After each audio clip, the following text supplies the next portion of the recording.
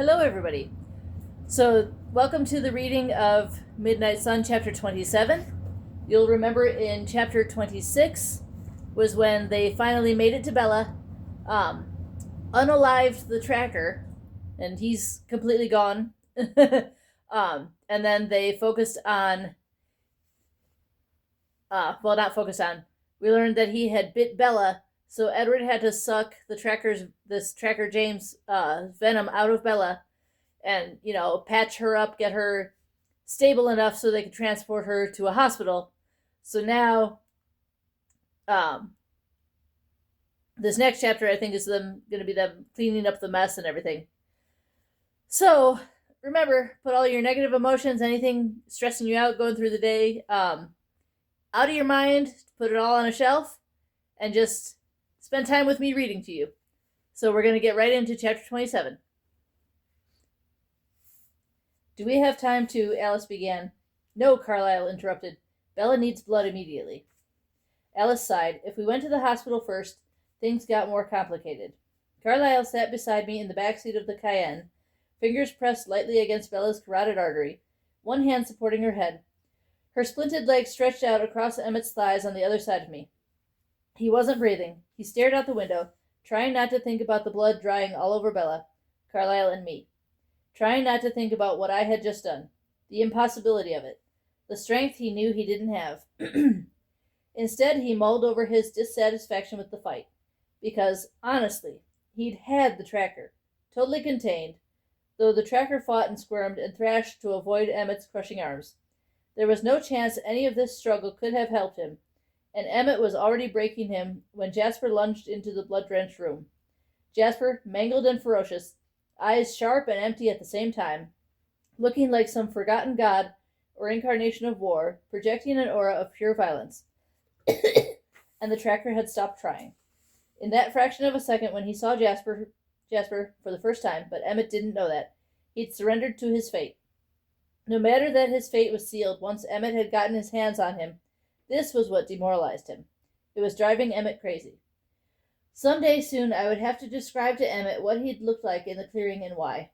I doubted anything else would soothe the sting.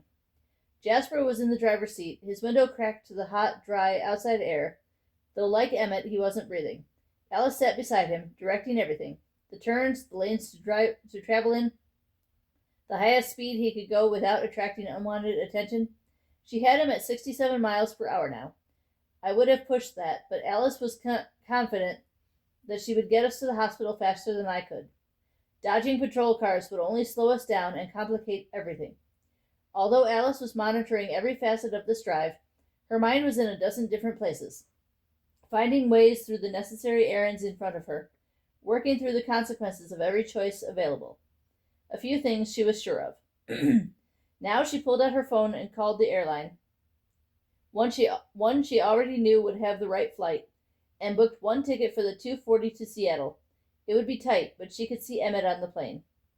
She saw the day ahead as clearly as if it were happening, and I saw it all too. First, Jasper would drop Carlyle, Bella, and me at St. Joseph's. There were closer hospitals, but Carlyle insisted.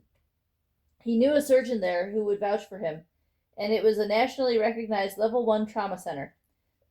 His urgency and Bella's ashen complexion, though her heart continued steady and strong, made it difficult for me to do much besides silently panic and curse our circumspect speed.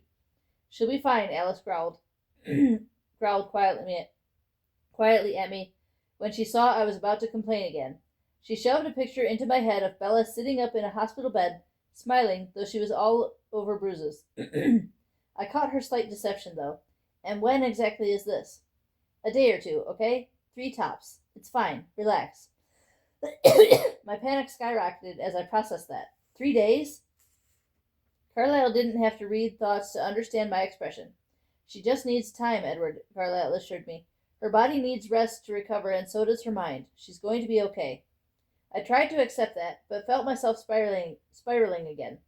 I focused on Alice. Her methodical planning was better than my useless agitation. The hospital, she saw, would be tricky. We were in a stolen car that was linked to another stolen car, and a 27-car pileup on the 101. There were multiple cameras around the emergency entrance. If we could just stop to switch to a better vehicle, something close enough to the rental Alice would acquire later. It was only a matter of 15 minutes or so, just a short detour, and she knew exactly where to look. I, I growled, and she sniffed once without looking at me. It never gets less annoying, Emmett grumbled internally. So no car exchange. Alice accepted this and moved on. We'd have to park out of range of the cameras, which would make us more conspicuous. Why not pull right under the metal overhang with our unconscious patient? Why carry her farther than necessary? At least there would be shade for Carlyle and me to run in. Otherwise, we would have to brave the cameras, and Alice would have to find her way into whatever security stronghold was used to store the recordings. And she simply didn't have time for that. She had to check into a hotel and create a scene of violent injury stat, because it was supposed to have happened before we arrived at the hospital. So that was obviously urgent. But first she needed blood. The blood should be quick. When I burst through the emergency room doors, looking like someone had thrown a bucket of crimson paint at me, and with a motionless body in my arms, it was going to cause something of a stir. Every able-bodied staff member within 100 yards of the emergency entrance would be running to meet us within seconds. It would be simple enough for Alice to slide in behind Carlyle and walk purposefully past the front desk. No one would question her. She could see that. A pair of blue booties available in a box attached to the wall would cover the stains on her shoes, and then it was simply a matter of darting into the emergency wing's blood storage room through a closing door. Em, give me your hoodie. Careful not to jostle Bella's leg, Emmett yanked the sweatshirt over his head and tossed it to Alice. It was remarkably clean, especially compared to Carlyle's and my clothes.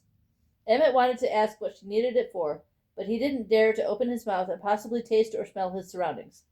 Alice shrugged into the enormous sweatshirt. It pooled around her tiny body, and yet, somehow, there was an air of the avant-garde about it. Alice could pull off anything. Alice saw herself in the blood bank again, filling the sweatshirt's ample pockets. What's Bella's blood type? She asked Carlyle. Oh, positive, Carlyle responded. I don't even know my own blood type. So some good had come from Bella's accident with Tyler's van. At least we knew this. Alice was probably being over-thorough. Would anyone bother to type the blood she would leave at the scene of the accident? Perhaps if it looked too much like a crime scene. No harm in her being meticulous, I supposed. Leave enough for Bella, I cautioned. She twisted in her seat so that I could see her roll her eyes, then turned back and kept planning. Jasper and Emmett would be in the stolen car, engine running. It would only take her 2.5 minutes to get in and out. She would choose a hotel near the hospital to make the timing less conspicuous. As she decided this, she saw the hotel she wanted just a few blocks south. It wasn't someplace she would ever actually stay, of course, but it would do for a grisly tableau. It felt like watching in real time as she ran through the check-in. Alice strides into the modest lobby of the hotel. On her, the maroon-dyed shoes and long hoodie tied around her waist looked like a fashion statement. The woman at the desk is alone. She looks up, not very interested at first, but then she processes Alice's stunning face. She stares with awe, barely noticing that Alice's hands are free. But Alice is dissatisfied. The vision rewinds. Alice is back in the hospital, exiting the blood bank with her pockets full of 4 cold, quietly sloshing bags. She makes the shortest detour, ducking into a curtained-off treatment area. A woman sleeps, her vitals beeping on the monitors behind her. There is a sack with the woman's belongings, and beside it a blue duffel bag. Alice takes the bag and returns to the hallway. The detour adds only 2 seconds to her trip. Alice is back in the hotel lobby. She wears no sweatshirt, and the duffel bag is slung over her shoulder. The woman behind the counter does her double take. There's nothing wrong with the picture now. Alice asks for 2 rooms, double occupancy for one, single for the other. She puts her driver's license, not a fake, on the counter with a credit card in her own name. She chatters about her companions, her father and her brother, who have gone to find covered parking for the car.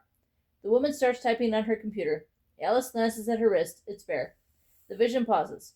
Jasper, I need your watch. He held out his arm, and she took the bespoke Briguette, I don't know how to pronounce that, Briguette, a gift from her, off his wrist. He didn't bother to wonder why. He was too used to this. The watch hung loose against her hand. She wore it like a bangle bracelet, and it looked perfect. She could start a trend. The vision resumes. Alice looks at the watch dangling in such a chic way from her wrist. It's only 10:50, she says to the woman. Your clock there is fast. The woman nods absently, typing the time Alice had just fed her into the reservation. Alice grows a little too still, waiting for the woman to finish. It takes much longer than it should, but there's nothing to do but wait. Finally, the woman hands her 2 sets of key cards and writes down the numbers. They both start with a 1, 106 and 108. The vision rewinds. Alice walks into the lobby. The woman behind the counter does her double take. Alice asks for 2 rooms, double occupancy for one, single for the other. 2nd floor, please, if that's not too much trouble. She puts her cards on the counter, chatters about her companions.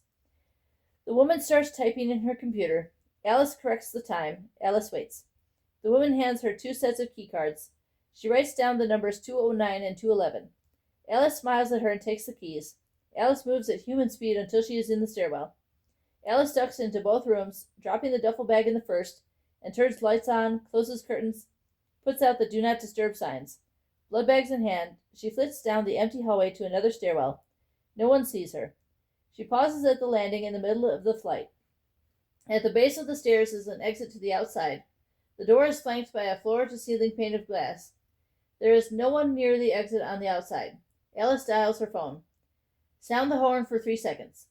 An obnoxiously loud klaxon rises from the parking lot, covering the sound of the heavy traffic on the freeway. A different freeway, one we did not all but shut down. Alice hurls herself down the stairs, curling like a bowling ball. She smashes through the dead center of the tall window. The glass lands on the sidewalk and gravel, some of it flying all the way to the pavement of the parking lot. It creates a pattern like a sunburst, glittering in the white shine from above. Alice retreats to the shadow of the door and, one by one, rips the blood bags open, using the broken glass fragments in the window frame, leaving blood on the edges. She flings the contents of one bag so it sprays out in a fan like the glass. The next 2 she pours onto the edge of the sidewalk, letting it pool up and soak into the concrete, and run onto the pavement. The horn goes silent. Alice dials again. Pick me up. The Cayenne appears almost immediately. Alice dashes through the sunlight to duck into the back, the last bag of blood clutched in her hand. And then I was back in the present with her. Alice was satisfied with how that section would play out. She turned her attention to the next parts. None of it as much fun, but all still vital. Fun, I scoffed. She ignored me. Back to the airport. She chooses a white Suburban from the rental counter. It doesn't look that much like the Cayenne, but it's large and white, and any witness with a story that doesn't match will be written off.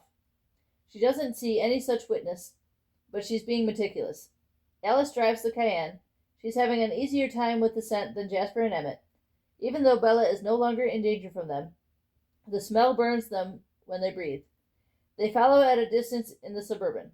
She finds a car wash called Deluxe Detail. She pays with cash and warns the boy at the counter, who is staring, mesmerized, at her face, that her niece threw up a bunch of tomato juice in the back seat. She points to her shoes. The besotted boy promises that the car will be spotless when they're finished. No one will question the story. The technician, fearing the scent of vomit will make him ill, will breathe only through his mouth. She gives the name Mary. She thinks about washing her shoes off in the bathroom, but sees that it won't help very much.